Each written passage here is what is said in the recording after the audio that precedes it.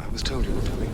So, who do you kill for fun around? If this girl gives him 1 minute of happiness, it is 1 minute too much. Baby, She's not Angel anymore. I'm back. Jeez. I don't like vampires. I'll take a stand and say they're not good. I feel like a candidate. It's fucking I fantastic. love that sound. The ice cream bar's this way.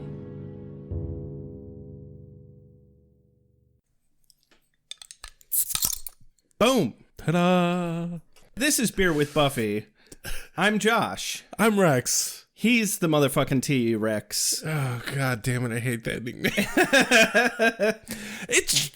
Come up with something more original, for fuck's sake. I will not. I will torture you forever with childish shit. So, it's another day, another dollar. Groundhog Day has come and gone. We're supposedly going to get early spring. The groundhog did, in fact, not see his shadow. We've seen several anniversaries also come and go.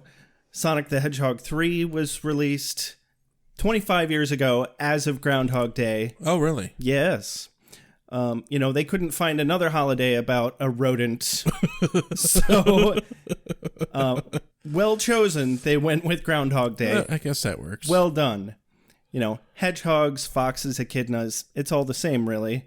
Also, today was the 25th anniversary of Ace Ventura 1. Oh, shit. Yeah. What year did you say? I think it was its 25th anniversary, so it was 94. Fuck, we're old. So, yeah, Ace Ventura didn't exactly age very well. Oh, God, no. I mean, the ending is extraordinarily transphobic and embarrassing to watch and go, I used to agree with that and think it was funny because that was just normal.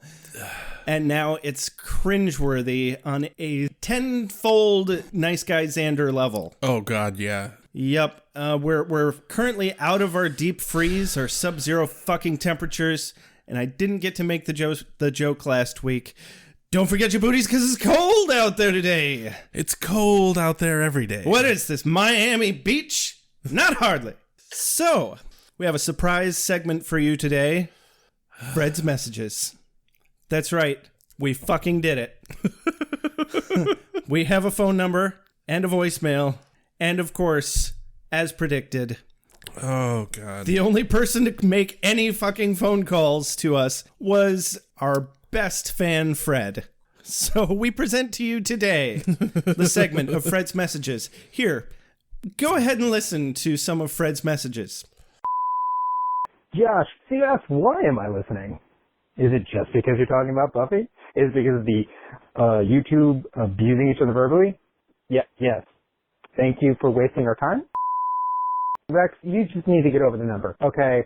It's not that tough. You just break down sections, Just 555-555-6789, 1-800-THE-DOCTOR. There, take the jingle.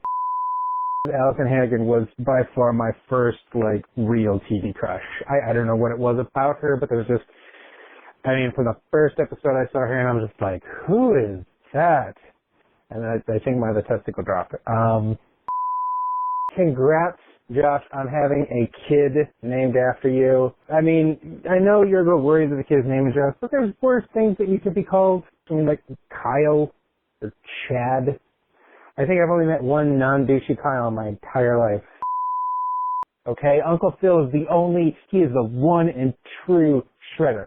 I know a lot of people like the original Shredder from the original live action movie, but no, Uncle Phil is Shredder. Get the voice right or don't you do it again. How do you know anything? I lurk. I'm a lurker.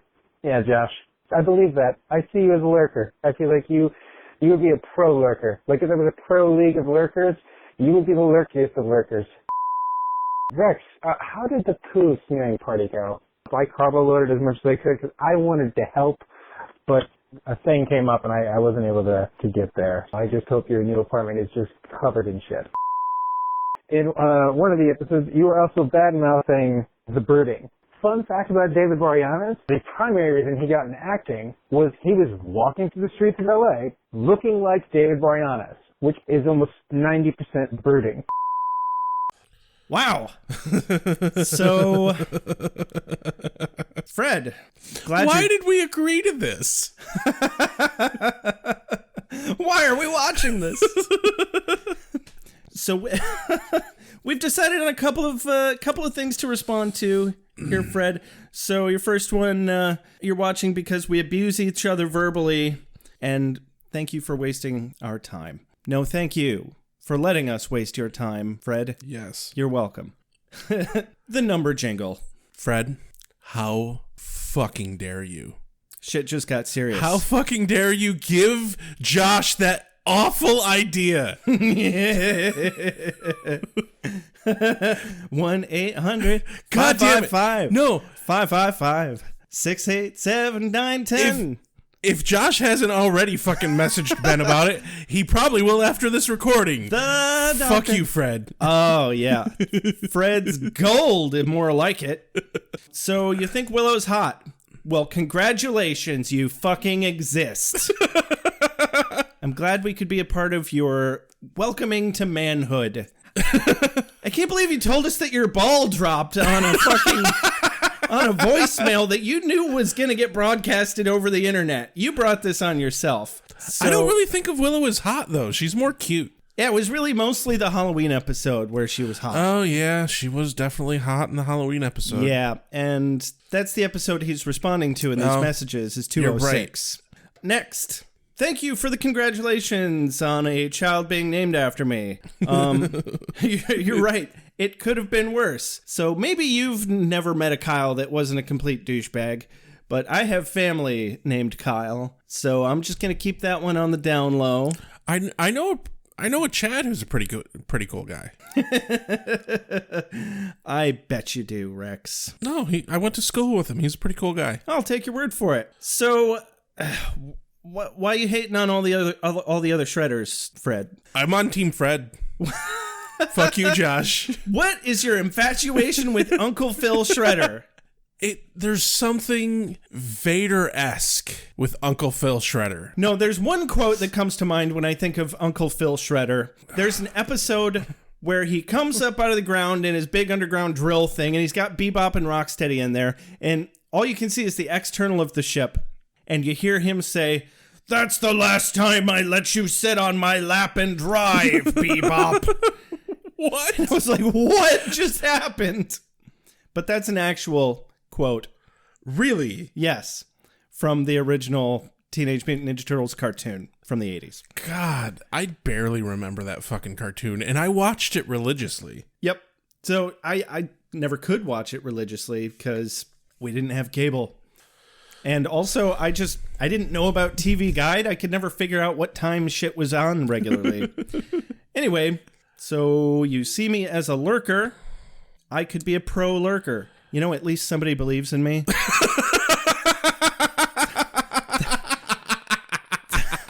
That's a difficult thing to find these days. No one believes in you. And now I need to go find a website where I can make a login and name myself the lurkiest of lurkers. I'm not going to use it on any websites I actually use. Oh, God. No. But, I don't know, maybe I'll get on FetLife or something as the lurkiest of lurkers. Next message. I'm glad that I don't remember this joke. I'm glad this party never happened. Right? And we appreciate your enthusiasm with the wanting to load up on carbs. I mean, that's just Tuesday for me. Yeah. And I wish I could do the earnest ew. But I can't. Something like that. Yeah, that's like close. I can't duplicate it. Jim Varney is a god among men. Very much so. And a saint now that he's dead, but that man was a childhood fucking hero of mine. Fuck yeah. God rest his soul. Anyway, before we get too dark, moving on. Yeah. How dare you badmouth my bad-mouthing of the brooding of Angel? God damn it, Fred, don't you know how broody I am? Here's the thing, though. I'm so fucking broody that I can't brood enough about the brooding. It's just too broody. Fred, I need to brood. And scene. I had things to say, but I'm just gonna let us leave it at that. Brooding.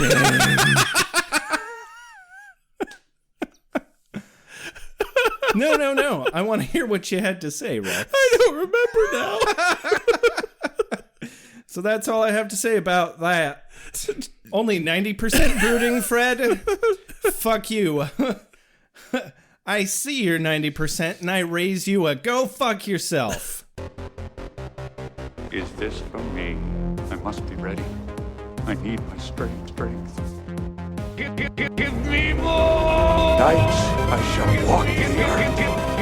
Hold on. You've got something in your eye. Well, now that we've already given you way too much spotlight, Josh, how about a little more spotlight and how about a mom synopsis? We've given Fred way too much. Oh, yeah. Yeah. Joshua!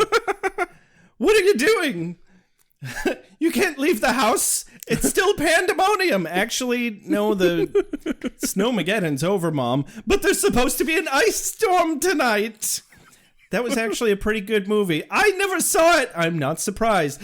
What about Buffy the Vampire Slayer? Well, that's the first sane question I've heard you ask me today, Mom. What's going on? Why is that man blue? And why does he look just like Arazmadus the vampire from episode 2? God damn it, I wanted to make that joke. Well, gee, I don't know, Mom. I guess they just couldn't hold their goddamn load about putting the judge together this episode. I thought, maybe they'd at least wait until the next episode. Yeah. Wow, this is a really long scene with Buffy and Angel standing in front of a ship talking about nothing in particular. You're not wrong. Why are they doing that? They're in love, Mom. Something you wouldn't know anything about.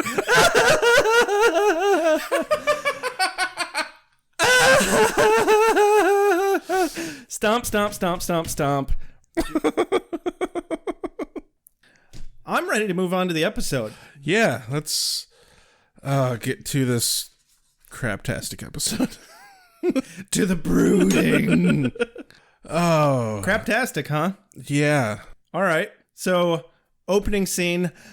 Duh, bronze. Hold that thought, though. Dream bronze. We didn't say that we are reviewing season 2, episode 13, Surprise. Oh, shit. Yeah, totally missed out on that. You fucked up your one job. I did. You had one job, Josh. I had one job. Only I could prevent forest fires. Yep.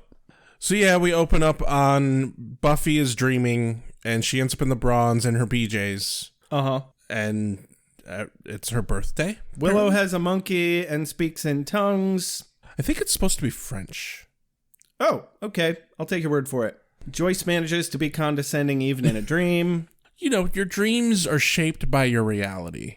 True. Yeah. No, it makes perfect sense. I'm just throwing it out there. And also, she's fucking awful at holding onto plates. Yeah. Like, okay, I can see dropping the saucer while you're holding a coffee mug over it. Like, I can see how that could get fumbly. But when she drops it later, it's just like, oh, I didn't like this plate anymore. No. It was in the script. Fuck this plate! And drop plate. Was that good? Joss? Is this thing Good on? enough. Is this thing on? Hey, Joss? Okay. Did you have anything more to say about this opening? Not really.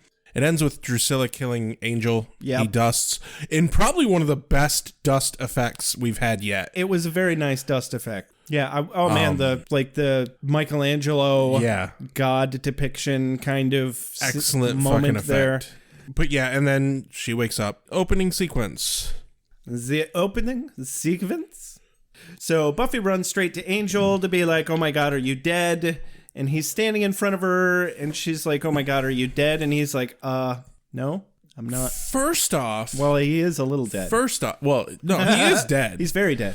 First off, why does he just open his door with his shirt off and then proceeds to walk across the apartment and then puts a shirt on? It's like, You couldn't have grabbed the shirt and put it on when you walked up to the door? I mean, He didn't answer the door as if he knew it was Buffy. I've always been jealous of guys that are, shirtless material. I've never looked particularly good with a shirt off. And I did once in my life. If I could look like that with a shirt off, I would fucking never wear one. So, how dare you? Wish I could disagree with you, but I can't. Right? And also, maybe he looked through the peephole and he was like, "Oh, it's Buffy," and just rips his shirt off. It's like, you know what? That's my headcanon. That works. "What's up, Buffy? I was just hanging out in here without a shirt on, Doing some push-ups, and some sit-ups. because I'm dead and cold and broody. Look at my muscles. God damn it, Buffy! Do you know how broody I am?" He's not broody yet. He's actually always, in a good mood. broody. Fred wasn't wrong, okay? Yeah, true. Anyway, so I got a quote of the day. So Angel's asking her what else she dreamed about so he can discredit her dream about him dying. And she's like, "I dreamed that Giles and I opened an office supply warehouse in Vegas." That was it. Yeah. I just thought that was an interesting choice of. He does that thing that is really annoying where he basically distracts her mid-sentence by kissing her. Oh, right. First off, Totally worked.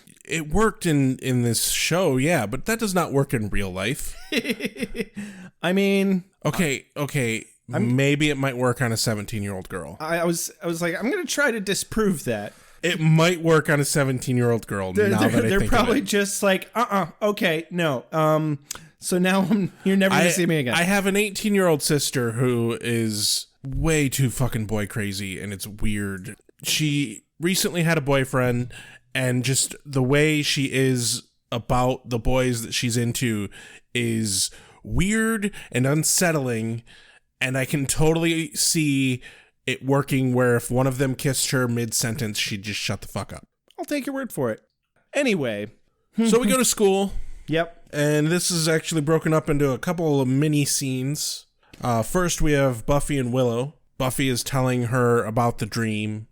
Oh, yeah. She's like, he wants to see you at bedtime? God, she's so fucking innocent. She is. God, the subtext in, like, the last scene, but in which, by the way, they made out for, like, a solid 3 minutes. Yeah. I timed it. Like, if they hadn't interrupted it so many times, I was going to have a whole rundown over it. This whole bit between Willow and Buffy is that Buffy literally telling Willow that she plans to sleep with Angel. Yeah, that's what it was. That's exactly. the whole thing. But they never come out and even get close to saying it, but that's the subtext. They don't go full on American Pie or anything like that. Like, there is a fucking elephant running around this school like a bull in a goddamn china shop. Yeah. It's blue and pink and sticky and sounds like macaroni and cheese. Ew. Sounds like macaroni. No! Stop that! Stop it! I'm gonna throw shit at you. That's good macaroni and cheese. Ow! Ooh, my pen. That is now my pen. God damn it. Dig this. Dig this. Sorry you had to wait. Fire, beheading. Hurry up, sweet dreams. Sunlight. Hurry up, sweet dreams. And water. Usual. Oh yeah. I hit him. With what? A desk. All right. Okay. Oz asks Willow out. Yeah. Which is excellent because... The cutest fucking scene ever. Yeah, they love doing the flip ask out technique because it was like Willow was going to ask him out, but she just kind of stands there awkwardly. This is one of my quotes of the day. Sure. So she comes up, she's talking to him about band practice and whatnot. Yeah. And he says, I'm gonna one time at band camp. God damn it. We're not going there. We're not going into American Pie. Oh. He says, just so you know, I'm going to ask you out. And she says, just so you know, I'm going to say yes. And so then he asks her out, and she goes, "Oh, I can't." And then she says no. Well, she doesn't say no. And then he says, "Well, I like that you're unpredictable." Yeah, that was fun.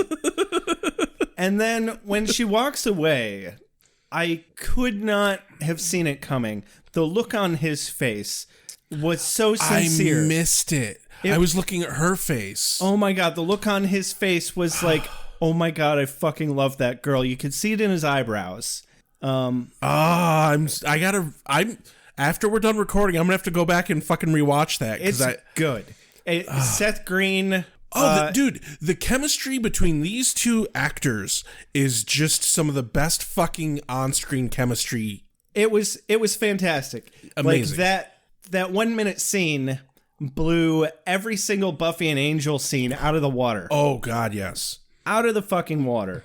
But yeah, she invites Oz to Buffy's surprise party, which is why she can't go on a date with Oz. Yes. And so she invites him to be her date, and as she's walking away, she's like, I said date. And she has the biggest goddamn joyous grin on her face I've ever seen. Yeah. And it is just, they both pull off such genuineness. They're both so happy. Yeah. Yeah. They're so fucking cute. It is really fucking cute. It's too cute. And then to counteract the cute, we get Cordy and Xander. Oh, yeah. Oh, Xander, you're not suave. So Cordelia's like, well, of course you want to brag about it. You've got nothing to be ashamed of. I, on the other hand, have everything to be ashamed of. And it just, damn. Xander was kind of off of his clever game this episode, but he was trying so hard. I think his response was something like, oh, sorry, that must have been my multiple personality talking. I call him Idiot Jed. Glutton for punishment. And I'm like, okay. Yeah, that's not that clever. That wasn't clever at all, really. It was just kind of words. I think he cares too fucking much, which is why he can't be clever about it. Like, he actually, like, he's legitimately hurt that she doesn't really want anything to do with him. Way to fit it into canon, because I just chalked it up to bad writing. But I like that better. We're going with that. So we cut straight to Giles asking Xander if the party preparations are ready. We get just a little bit of snippet of really creepy Xander here. Yeah, we do. Because Buffy walks up. They stop talking about the party. Buffy walks up and... Before that, just Xander's response to Giles was, absolutely, you ready to get down, you funky party weasel? And I'm like, okay, so you have an unusual relationship with this particular librarian, but you're still getting way too comfy. Yeah. Yeah. Anyway, you were saying. Yeah, he says, Buffy walks up and he says, hey, are you ready for surprise or early birthday spankings? Oh, yeah. Something about giving her a spanking, and I was like, ooh, ixnay, shut the fuck up. And Miss Calendar is right there, and she's like, don't even fucking try that. Shuts him down. Calendar and Giles both shut him down pretty short order here. Well, because if he even fucking tried it, Buffy would put his ass 6 feet underground. Or at least hobble him. Yeah. Yeah. How has Giles not just outright slapped Xander yet? Especially because, and I didn't write down all of what Giles said here, but he, in a very long-winded way, says something, and Xander's like, again, so many words. Couldn't you just say we'd be in trouble? Yeah. And that was when he's like, Xander, go to class. Yeah. And Xander gets up and he's like, gone or going. And see how precise and succinct I am with my words and stuff? Shut up. All right. We love you, Nikki Brendan, but you played your character a little too well. Xander in this episode is a bit too much of an asshat. He's trying too hard. And I can't tell if it was supposed to be received better than I'm perceiving it. Like, were they trying to overplay him? Is it supposed to make us go, oh, he's acting out because he's got some underlying anxiety? Or were they just trying to make him more likable and feel like it? I kind of like the characterization would track to me that it's Xander as a character acting out because he's hurting over the Cordelia shit. And I would like to think that it is a very subtle way that they're portraying this conflict with the character. Oh, yeah. I forgot so quickly that he had just had that shitty interaction with Cordelia. Yeah. So he, of course, runs and shits all over all of his friends. And, that tracks for how Xander deals with things. Absolutely. Well, that tracks for how far too many people legitimately deal with things. Yeah. So, fair enough. It's social commentary. Next scene, Nerd Vamp is back. Yeah. Asshat Nerd Vamp. Asshat Nerd Vamp. We missed you. Not really. I mean, he needs some friends, Rex. No, he doesn't. You can be his friend. I don't want... No. I'm going to go over here now. But we have a podcast to do. Yeah, well, I meant metaphorically. Okay. No, so the dynamic between Drew and Spike is very different from pretty much this point on, as far as I can tell. I don't like the new dynamic very much. No, that's obviously what they were going for. Oh, Drew's the strong one and Spike's the weak one now. Yeah. Okay, I like that concept. But, execution, however. Yeah. But they're planning a party, and Drew walks up to some flowers, and she's like, these flowers are all wrong, and tears apart these flowers. Flips out on the flowers. Did you notice her arms? Not cut up at all? No. Woman has some guns, dude.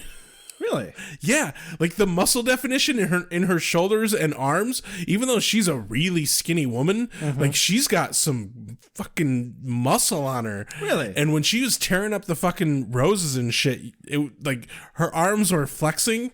It was kind of impressive. I didn't notice that. All I could think was, well, I just kept cringing because it was like, all those fucking prickers. All the thorns. They're vampires. Yeah, she's fine. It's fine. She likes the pain. Right. They're weird like that. Hey, got your steak. Hey, got your steak.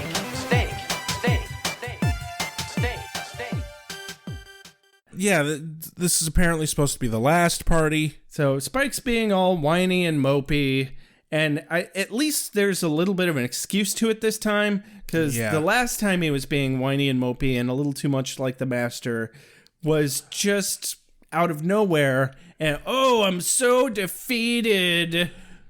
The thing is, though, his viewpoint is honestly pretty fucking valid. His entire point is like, why don't we just fucking leave Sunnydale? Fuck this place. Yeah, why's he gotta go kill the Slayer? She's not leaving Sunnydale. Yeah, like, fuck this and go away. And that's what he wants to do. Well, it's a matter of pride, but what I don't understand is, how do you live as long as Spike and barge in with such confidence without having enough experience and strength against adversity to have a couple of failures and not get all mopey about it? I don't... Like, he's started out as such a better villain than that. Well, you're not wrong, definitely. I think being maimed is part of that. Yeah, sure. Because I could see that really fucking up his stride.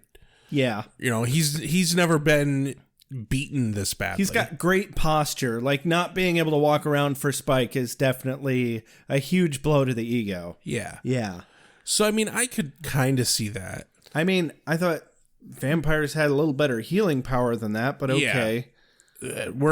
Let's not even fucking touch on that fucking stupid ass subject. Yeah. But I could understand. Spike is a smart enough guy that it tracks to me that he would be like, no, you know what? Fuck this shit. Let's go away till I'm healed. Right. And then I'll fucking come back and kill the Slayer. I mean, but I think he needs to keep his grip on the Coven because they are a resource to him. Yeah, true enough. And if he leaves, there will be a power vacuum and he'll just have to overthrow it again, which, I mean, probably wouldn't be that difficult. Anyway, so Drew wants to look inside one of the gift boxes, and it's foreboding. She's like, "Ooh, it's gonna be the last party ever." Yep. Booga booga booga. It's kind of lame. Drew as the head villain Doesn't work. does not work. No, she needs to be crazy. Buffy's house. Yeah, so Buffy comes down trying to convince her mom that she should get a driver's license because she's 17. And Buffy's mom says, "Do you really think you're ready, Buffy?"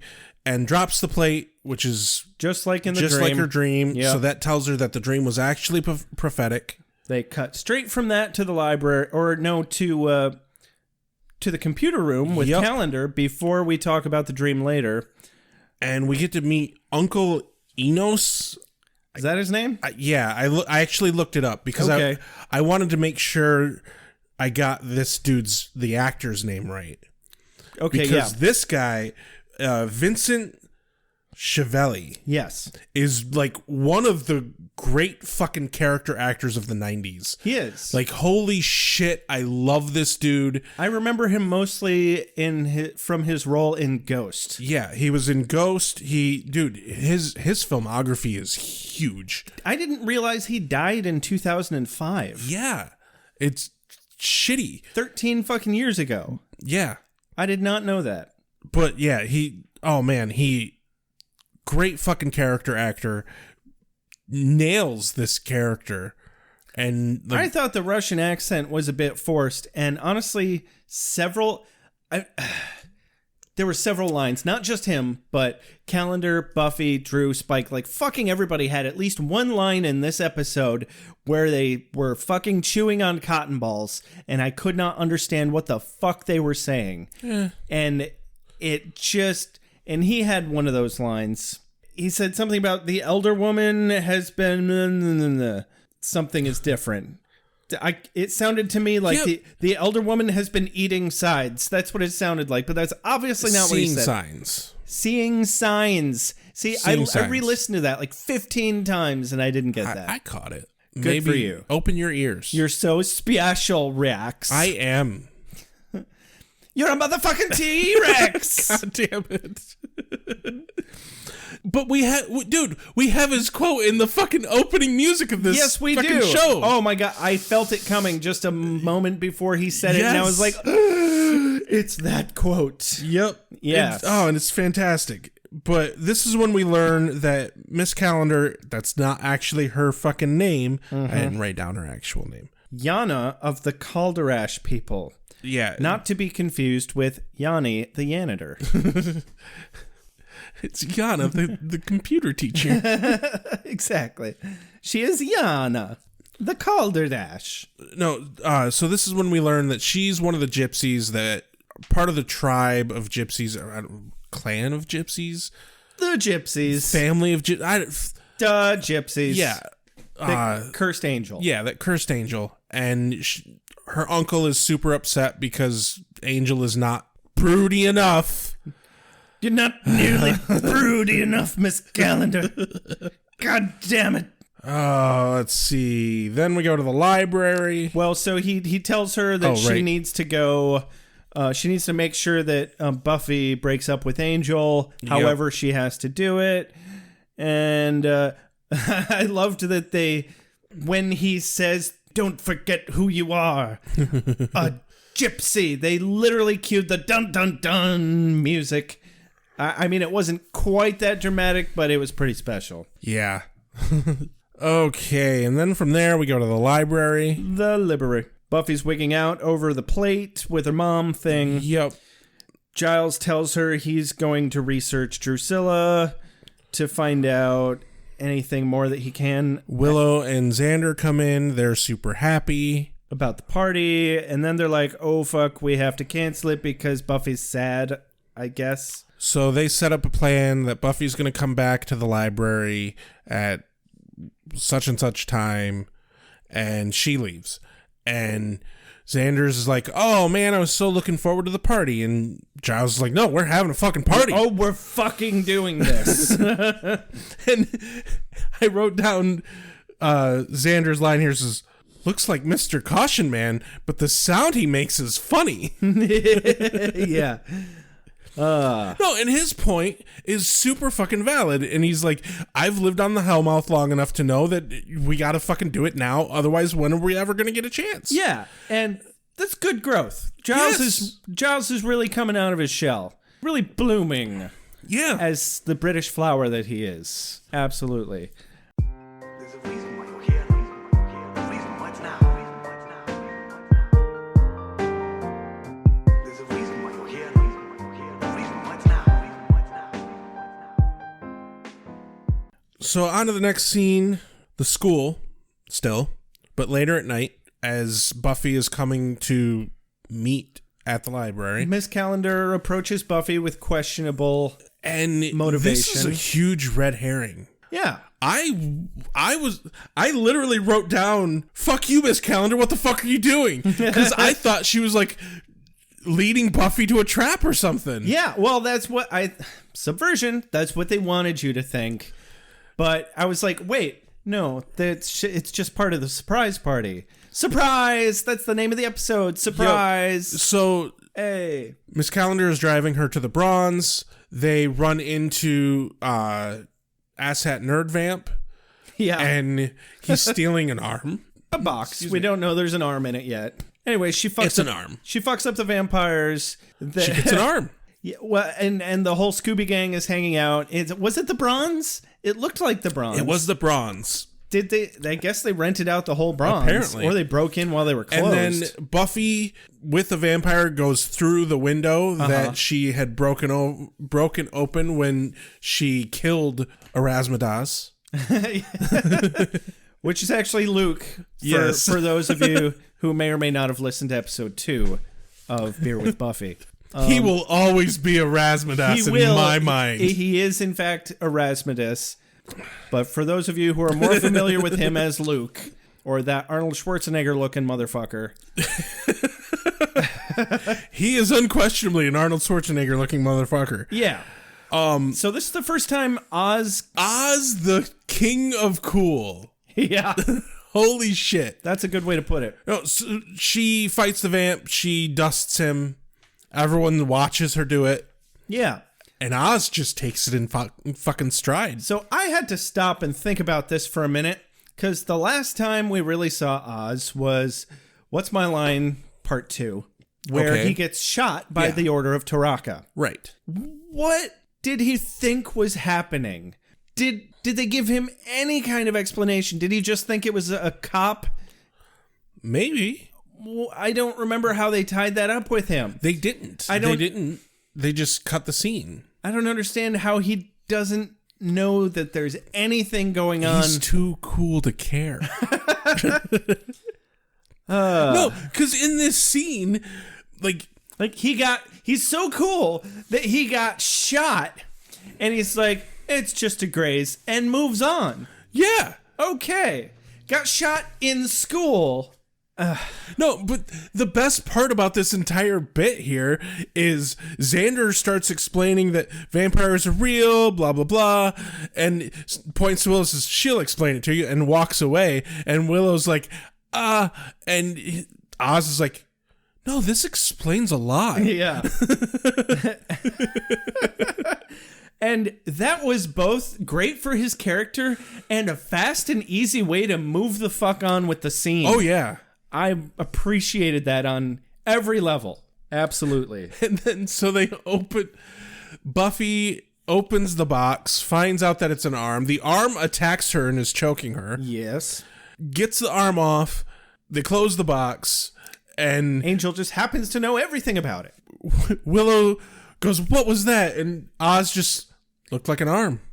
I didn't catch that. That's funny. But yeah, this is when we learn about the judge. The judge was some ancient, indestructible demon, and they couldn't beat it, so they just dismembered it. Both Giles and Angel know all about it. Xander had a fun quote here. He said, well, clearly it's the Hellmouth's answer to what do you get the Slayer who has everything. Anyway. I don't think he's wrong either. Right? I mean, what do you get the Slayer who has everything? Angel decides to run off with the arm to hide it because it's part of a demon that can't get reassembled. He doesn't decide it.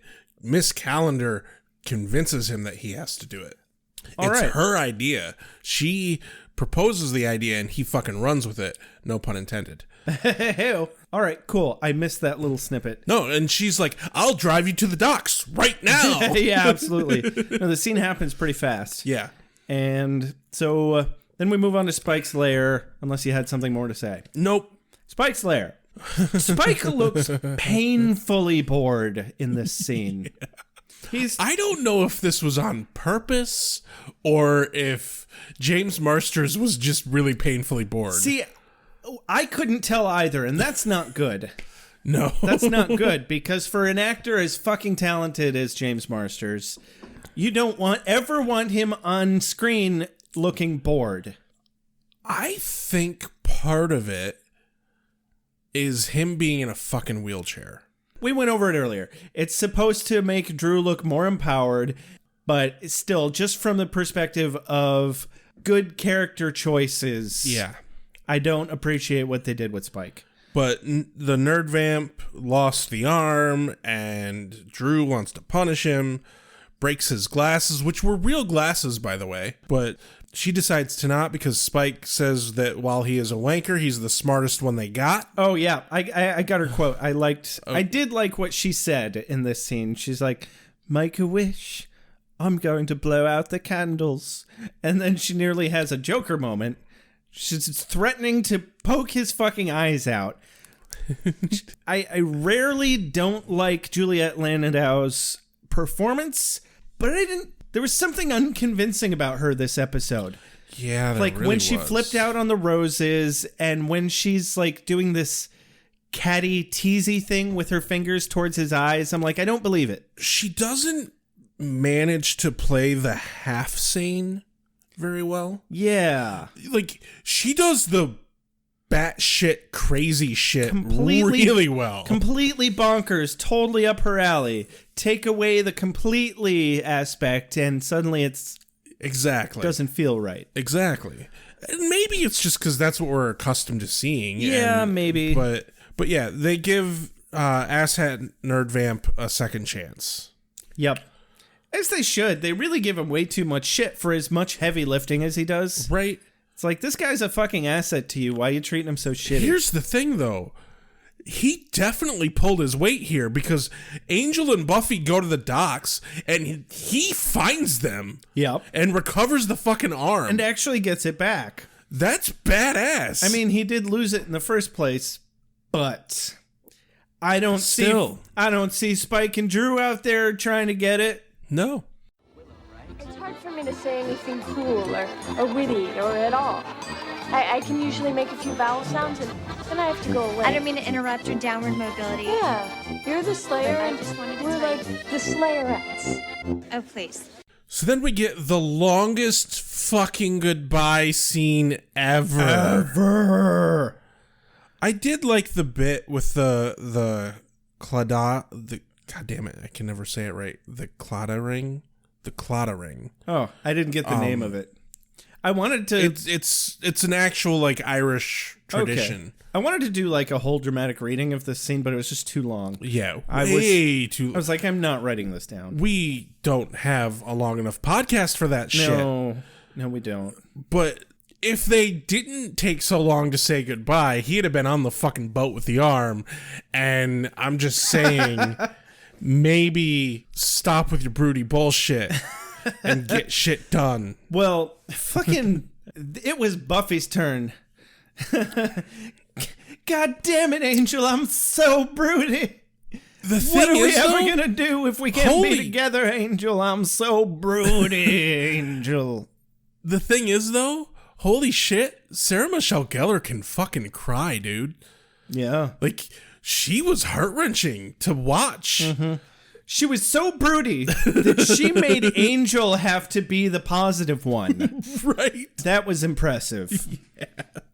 That in and of itself is an accomplishment. The bit of fight here with the vampires that show up, though, I wrote down, oh, right, karate, the best vampire gift that you get when you turn into a vampire. I know kung fu because I'm a vampire. One of the vampires that's fighting Buffy is like doing roundhouse kicks and shit. Everybody was vampire fighting. Yes. Yeah. So. Oh, man. But they get the arm. Asshat Nerd Vamp runs away with the arm. Buffy gets thrown into the water. Angel leaps in after her. Yep. And that's the end of that, I guess, because they got their arm. Library. I was a bit taken aback because the first thing said in this scene is Giles saying they should be back by now. And I'm like, what do you mean they? Angel was leaving. And then I realized, oh, yeah, Calendar took them there. Yeah. And then just left. Yeah. Just like, all right, Buffy, catch a bus. Right. Walk. You're we get the a little Slayer. You've got super speed, right? yeah. Yeah.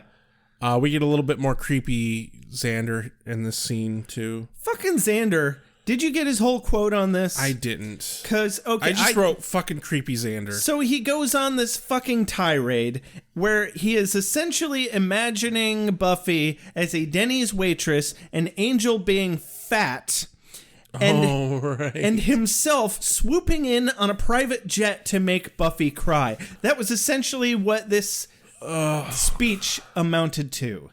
And it's disgusting. It made me want to vomit. Yeah, it made me want to kick Xander in the fucking testicles. Yes. Not Nicholas Brendan. No. The actual character deserves to be kicked in the balls. Absolutely. It's like, dude, you're still butthurt about Buffy. Yeah. You've got Cordelia basically all but on your hook.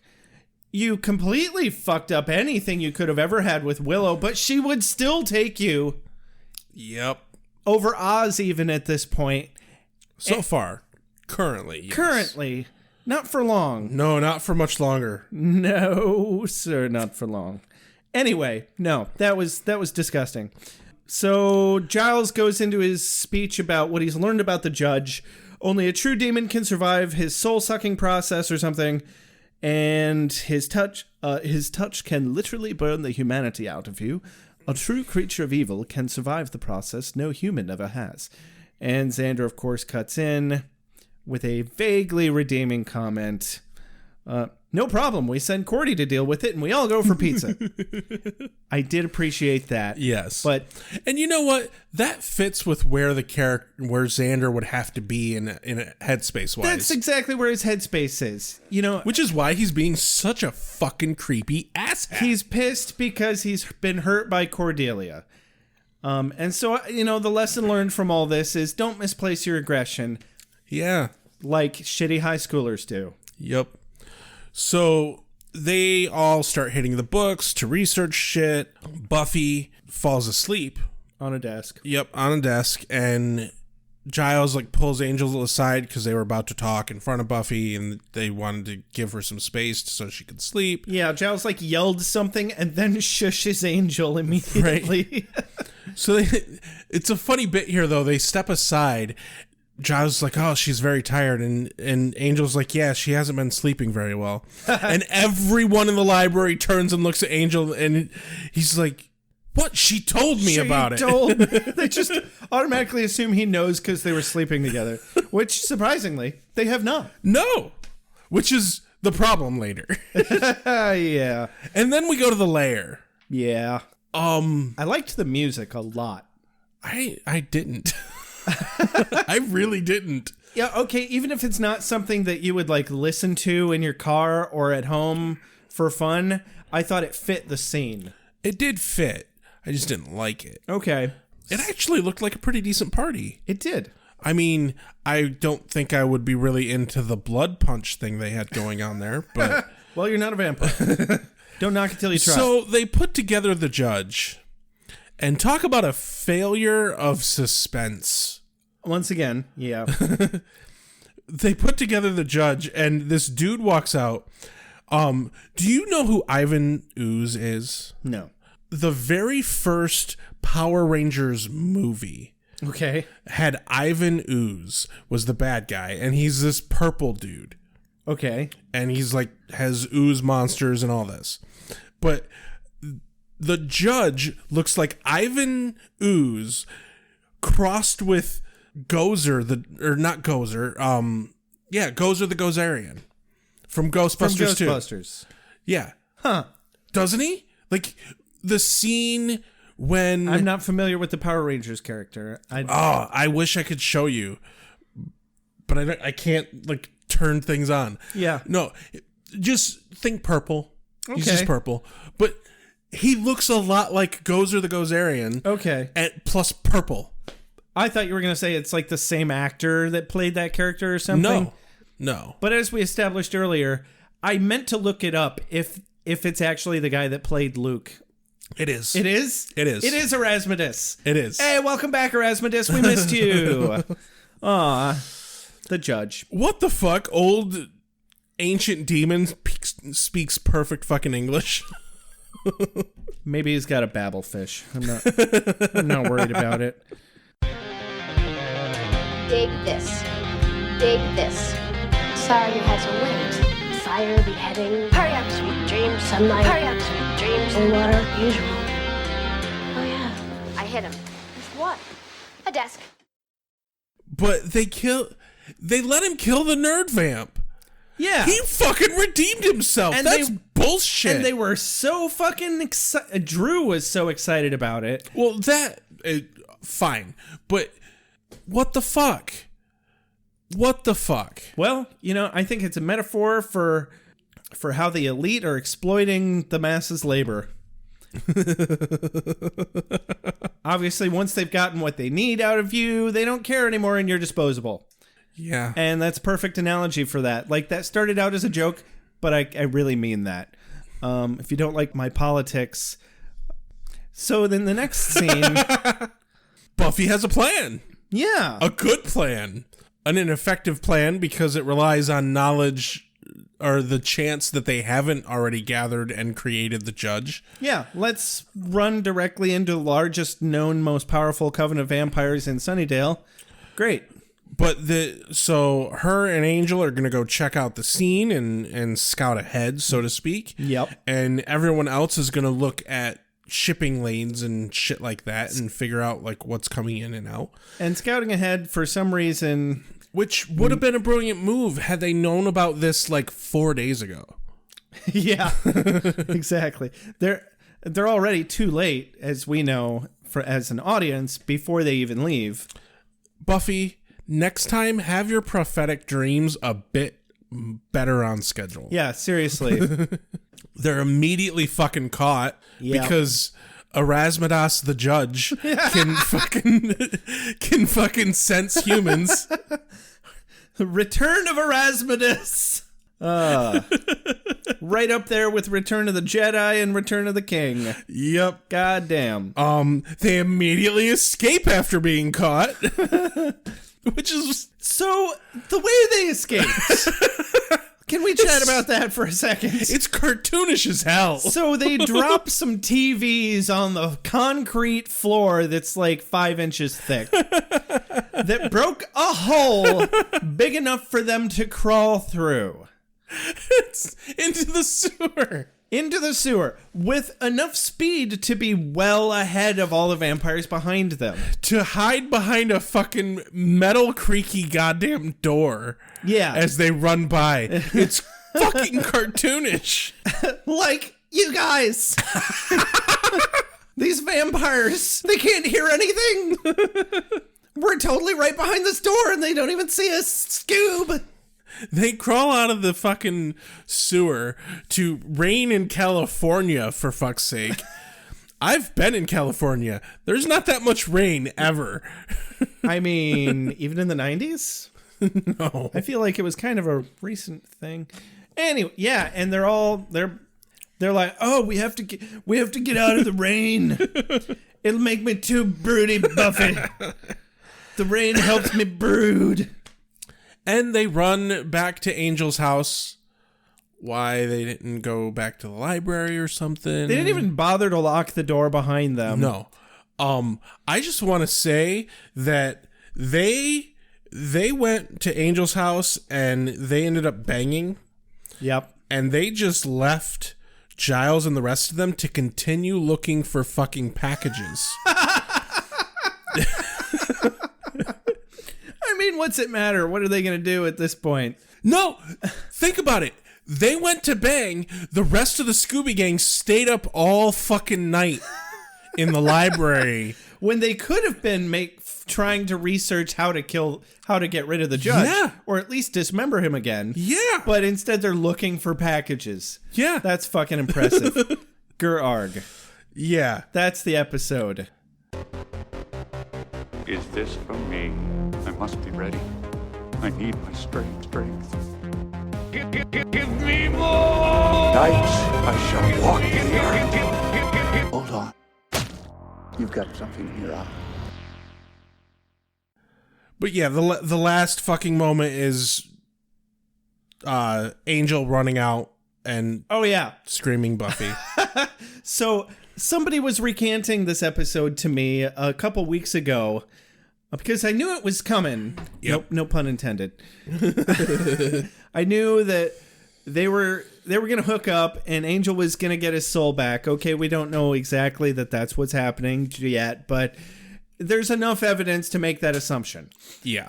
And they were making it sound like the spot where Angel yells out, Buffy, is the moment of climax during intercourse. And I was like, wow, that's so tacky. And I'm really relieved to see that that's not actually how it went down. Yeah. It's like, because that was going to be my main point of contention is if what makes Angel so happy that he gets his soul back is an orgasm with Buffy, then I would question whether or not I still want to do this podcast. There are still really ridiculous fucking implications to this because he's had plenty of moments where he's felt love for Buffy. Yeah. He's had plenty of moments where they've been very close and they loving, caring moments. The amount of like love they were expressing to each other on the fucking docks was monumental, for fuck's sake. But no, the moment where he achieves pure happiness to where he loses his soul is when he gets fucking laid. Yeah. Well, I mean, to be fair, that was the first, it was right before that he said, I love you for the first time. And they did both. I will accept that. And they did. No, I mean, you're still right. That's a completely valid point. It should have happened long before this. But also, it didn't happen at the point of climax. It happened while she was sleeping next to him. And I guess it's more like a meter. It was just kind of a buildup of satisfaction of his current situation, I guess. But still, it seems like they made it out to be like, oh, banging is pure happiness. Yeah. And fuck that. Penis. Hap penis. Penis. She has a penis. In her. Oh, my. You can go ahead and cut that out. That's a bad joke. Give us a call. Oh, God damn it. Let us know how you feel about that joke. 269-073. Oh, that's a bad joke. Oh, wait, no. 269-743-0783. Yeah, don't start giving out other people's phone numbers. Yeah. No, I'm cutting that out. Okay. Penis. So, what's your quote of the day? My quote of the day. Oh, Spike had a fun one. Angel, when they got caught in the last scene there, Angel was like, he says, let her go. And Spike says, oh, yeah, that'll work. Now say pretty, please. I enjoyed that. That was probably the most Spike-like moment in the entire episode. And he follows that up with, and I didn't write this down, but he follows it up with something along the lines of, Angel's like, no, take me, let her go. Yeah. And he says, oh, this isn't an either or. This is a who goes first. Yeah. They tied it up well. They did. Or at least they gave Spike a better moment towards the end. My quote of the day is the entire fucking scene between Oz and Willow of asking each other out. What was your favorite part of that scene? Oh, definitely I like that you're unpredictable. Just because... Okay. The delivery on it was fucking spot on. It was. It felt genuine, like, oh, shit. Well, I like that. Right.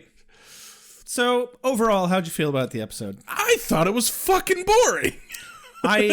I caught myself a couple of times just not being able to pay attention as well. Oh, God. There was way too much. Like, okay, yeah, we want Buffy and Angel to be happy and romantic and stuff, but just, oh my God, you're dragging it out. Dude. It's filler. It's filler.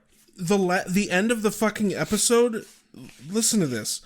from the moment that Buffy mentions that she has a plan with Giles, I literally wrote down, Buffy has a plan. They're caught. They escape. Oh, look, Rain and Callie. Oh, they bang. That was the entire ending of my fucking notes, because the whole build up to this was just fucking boring. Yeah. No suspense with the judge. Way too much time on the lovey-dovey stuff with Angel and Buffy. And in that last scene, like I had a few more notes than that, and it was still like I was reaching. So Angel says, "Here, put these on and get under the covers just to warm up." We know there's so much sexual tension going on here this whole episode. Or at least they're trying to make it palpable. They're laying it on too thick. Really thick. Like, hey, go get into the bed where I'm not going to bang you tonight. And then they banged. Weird. Yeah. God, ew. Fucking gross. That's some good mac and cheese. No, they could have at least played it off where, like, she's a 17-year-old girl. She wants to bang. Her hormones are a fucking mess. Absolutely. I mean, I can't imagine being even vaguely horny at the age of 250 or 42 or 200. Right? 200 anything. Yeah. At that point, you know, you've had so much sex that you're just like, can I just get some sleep already? You know, I'm at the age of 34 and I'm already kind of starting to get there.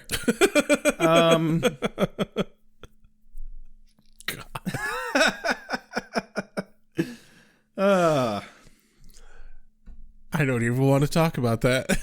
Yeah, well, that's good, Rex. I don't want to talk about your problems either. Especially not on the air where people are going to listen to it publicly. I'm so broody, Rex. So this has been Beer with Buffy. You know, find us on Twitter, like us on Facebook, review us on iTunes, email us at beerwithbuffy@gmail.com. You can now call us, much to my dismay, at 269-743-0783. As always, thank you to Ben, our wonderful composer. And now you can find us on Patreon under Beer with Buffy, where you can buy us a beer. You can buy us a beer and help us keep this show going. Help us keep the lights on. Yep. If you want. So this has been Beer with Buffy. I'm Rex. I'm Josh. Have a good night. I'm the motherfucking T-Rex! God damn it. You are the Slayer. Lives depend upon you. I make allowances for your years, but I expect a certain amount of responsibility, and instead of which you enslave yourself to this cult.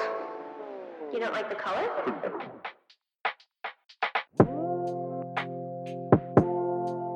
You have a sacred birthright. You were chosen to destroy vampires, not to wave pom-poms at people. Why can't you people just leave me alone? You are the Slayer. Go ahead. Prepare me. I'm a watcher. I haven't the skill. Oh, come on. By appealing to your common sense. Werewolves, incubi, succubi, everything you've ever dreaded was under your bed, but told yourself couldn't be by the light of day. One gal in all the world. Common sense. One gal in all the Common world. sense. It was a bit, British, wasn't it?